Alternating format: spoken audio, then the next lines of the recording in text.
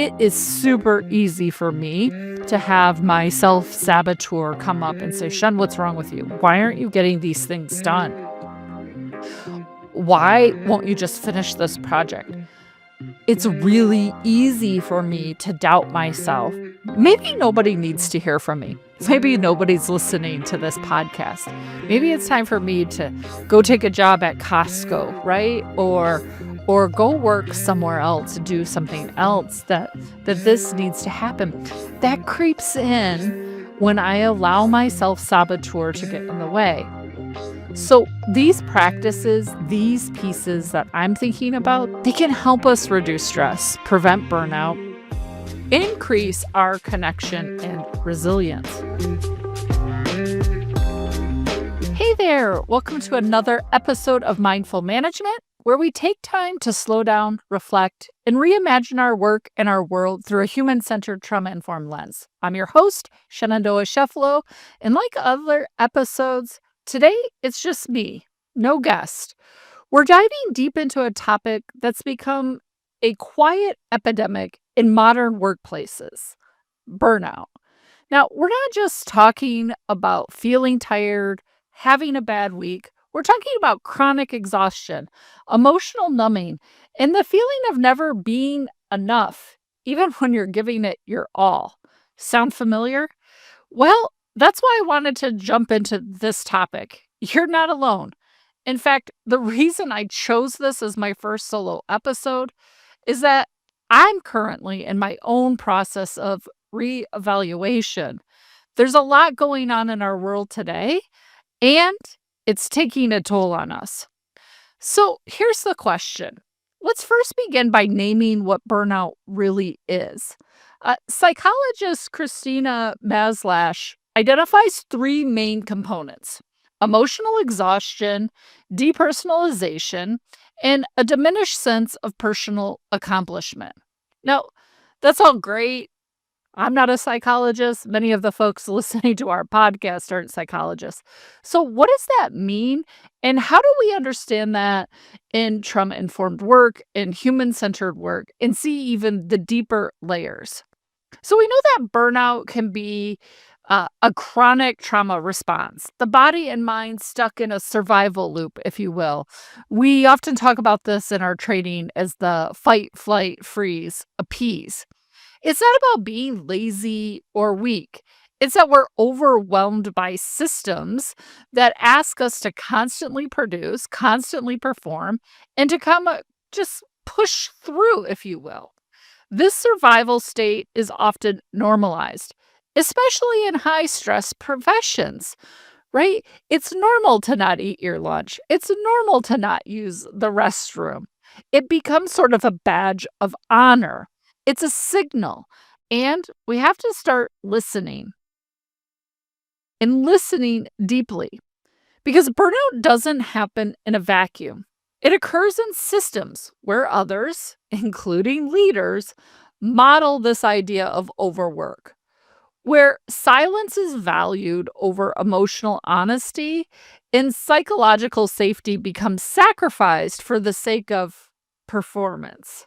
So I can think of thousands of examples in my personal life, but the one that often comes to my mind the most is working with a state agency once where staff members expressed fear over taking lunch breaks and even bathroom breaks. Now, it's important to stop and pause, because this wasn't because someone said, oh, you can't take a lunch break or you shouldn't use the restroom.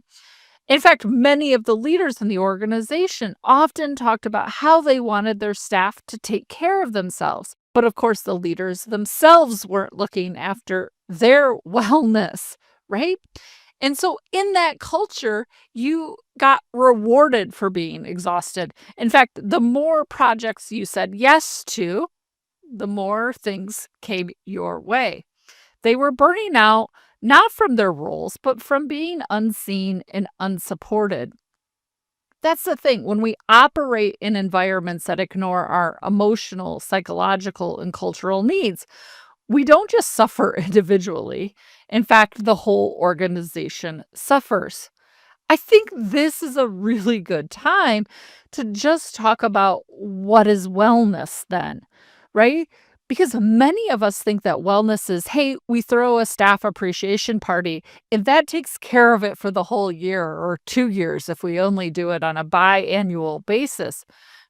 But really, when burnout's happening, when silence is lauded and production is lauded over people saying, I just need a minute, I need a break, the whole organization will suffer. Morale will plummet. You'll see turnover increase and innovation stalls. So, what do we do? This is the piece for me that I'm personally spending a lot of time analyzing and thinking about. Many of you know I'm a small business, a small organization. And so, what gets promoted to me quite often in the world is growth. Got to grow at any, right, at any cost. And I'm starting to slow down personally and think, is that true? Is that true? Is growth the only way in which a business can be productive, in which its employees can be productive? So, thinking about something I teach in our training, the paradigm shift. So, as we examine the paradigm shift that we often discuss in webinars and training, it's this idea of transitioning from what's wrong with you to what's happened or what's happening to you to this idea of what's strong in you, right? From what's wrong to what's strong. Applying that here, we might ask, oh, what's happened to you? What's happening within this system? And to look at the strengths, what do you need to be successful? So, here are some strategies that you could implement right now. And these are, I think, really important ones. And, I've spent enough time trying to do change management and change work in really large systems. So, they, of course, seem easy on the face, but when we begin to dive into them, there's lots and lots of pockets for us to go. So, one, normalize rest without guilt. Let me just say that again, because I think many of us need to just do this in our personal lives. Normalize rest without guilt. We had a guest on not that long ago, William Wright. If you haven't listened to his episode, strongly, uh, you should go back and listen to it. But this idea that it's okay to rest, and that if, as leaders, we begin modeling and boundary setting, it gives others permission to do the same. Remembering this idea that rest isn't a luxury, it's essential to our sustainability. Number two, build in micro moments of repair work. Build in micro moments of connection. I think these two big pieces are critical and important. And I think we actually take them for granted often. When we teach things like community meeting and when we teach some of these tools, the pushback often is we don't have time. We don't have time to connect. We got to get to the task. But micro moments matter. Check in. Ask, how are you feeling? Even if you can't get to those other questions.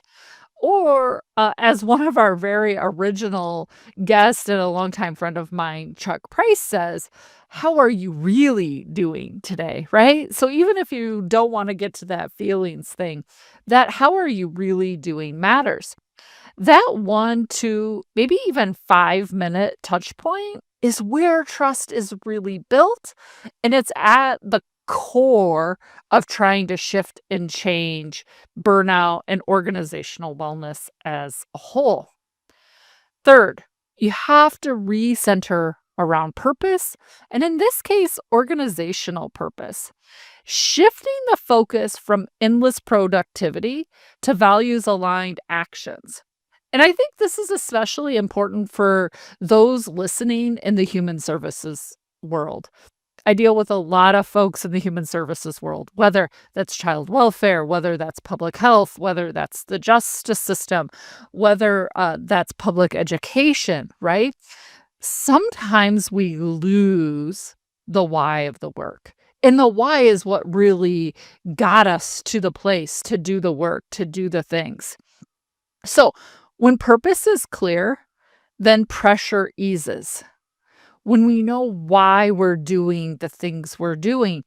We had a guest not that long ago, Alex, who talked about there's only two things that make us happy at work: relationships and results. But those are the two things often that I hear people say we don't have time for. We don't have time for relationships at work, and the results are just how much are we getting done? When the truth of it is it's the purpose of the work that actually matters, right? We wanna know that what we do in our organization matters not only to people within the organization, it matters to us, and it matters to people outside of the organization. It's a huge piece of this work, and when we can recenter on that, it can really make all the difference. This is something that I am specifically thinking about. My values are shifting even as a small business owner. We're living in different times. I'm asking myself different questions. I'm thinking about the work in a different lens. And this kind of came into focus with me over this past weekend. I was with my family, my partner and my daughter, and we were out on our boat. We went to a small little island doing a little hike, and we were actually doing some geocaching. And numerous times I found myself pushing the button recenter, recenter, right? In GPS, it's this idea of recentering to where you are, right? Because GPS, you only get you within a few feet of where the actual thing is. And so I kept pressing the recenter, but that stuck with me. After we found the geocache, I was just thinking about how important that is every day for leaders, for businesses, for organizations, for communities to recenter around their organizational purpose, to shift us, to think about, are the things that were important last year still important this year? Have they changed? Have they shifted? Have I changed? Have I shifted? That's a really, really important piece for me. Fourth, adopt trauma-informed supervision. Offer feedback with curiosity. Often I see leaders, and listen, I fall into this trap where it's so easy to just say, do this instead, right? To command and demand. When instead we can offer feedback, when we can replace what's wrong with you with what's getting in the way, shifting again from that deficit based to asset based can change everything. And I want you to know I'm not just saying this or preaching about this for this podcast, but really and truly, I am thinking about this personally for myself. The conversations that I'm having in my own mind, I am trying to ask myself new questions because it is super easy for me to have my self-saboteur come up and say, Shen, what's wrong with you? Why aren't you getting these things done? Why won't you just finish this project? It's it's really easy for me to doubt myself, right? We're launching The Best Bunny. In fact, by the time you hear this podcast, The Best Bunny will probably be live. It's a children's book. I'm putting myself out in the world in a new way. I've been receiving lots of feedback, both positive and negative. Of course, that's what happens. And so it's easy for me to just think, what's wrong with me? What am I doing? How come I don't have what so and so has, right? To get into that lack mindset. I am working on myself to saying, Shun, what's in the way? Am I in my own way? What are my doubts for myself about? Because that changes everything. It can make us burn out. It can make me think, maybe it's time for me to shift. I have this thought all the time. Maybe nobody needs to hear from me. Maybe nobody's listening to this podcast. Maybe it's time for me to go take a job at Costco, right? Or go work somewhere else, do something else that this needs to happen. That creeps in when I allow my self-saboteur to get in the way. So these practices, these pieces that I'm thinking about, they can help us reduce stress, prevent burnout, increase our connection and resilience. That's what I'm thinking about. It's leading me to the thoughts that I'm having in this next book that I'm writing about how can we do our own work to make the places and spaces that we are healthier and better for everyone around us, no matter where we are in organizations. So it matters. So, what can we do today? What can happen for us today? For some of you who I hope are listening, maybe that's enough. Maybe you hear these things and you're like, that's enough for me to go work on. You could shut off the podcast and start. For some of us, though, and I include myself in this, we're caught in the burnout cycle. We know we're tired. We complain about being tired, but we don't go make any changes because we want to push forward. We don't want to let down our family. We don't want to let down our colleagues. And so the question becomes, how do we begin interrupting our own burnout cycle? Here are some simple action steps that I've been thinking about. And let me just say this before we really dive into all of these simple ideas that I'm thinking about. I'm going to say simple ideas. I struggle with these. I feel like sometimes when I listen to podcasts or I read blogs and people are like, hey, here's 5 easy tips. It's great. I love a simplified list as well. They're usually good reminders for me. But also sometimes it can make me feel terrible about myself because they're so easy, but I'm struggling to do them. I want you to know these are the things I'm thinking about to interrupt my burnout cycle, but I don't have it perfect. I am not doing it perfectly. I am trying to be my own accountability partner while trying to also be your accountability partner. These are big things, but these are the things that I'm thinking about. So, first, audit your energy. Where are you overextending? Sometimes I think about this to myself about what am I tolerating? And are there things there that I can delegate or release? For some of you, when we've been in trainings or in facilitations together, I sometimes talk about before we think about adding things to our list, what are things we can just get rid of? As a person, right, kind of a solo practitioner, if you will, yes, I have a great support team behind me, but it feels like lots of things just fall to me often in my business.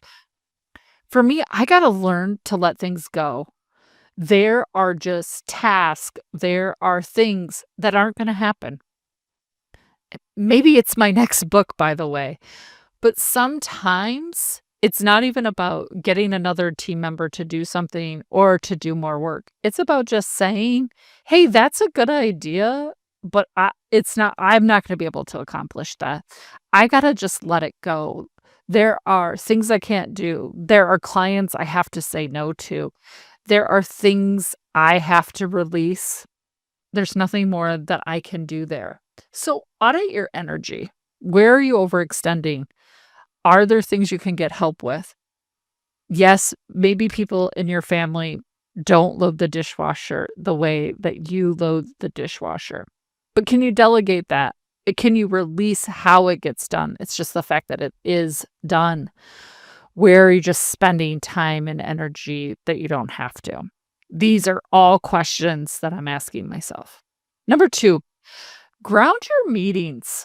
I mean, all of us are in meetings all of the time. And even if you're with folks who don't wanna do a check-in or practice any mindfulness, how can you begin with a breath or a check-in question? How can you make space for humanity? I am trying to do this more and more. Even before I click join Zoom meeting, how can I center myself? How can I be more present with all the things going on? And then third, I am a big to-do list person. I have checklist and to-do list. Many of you know this.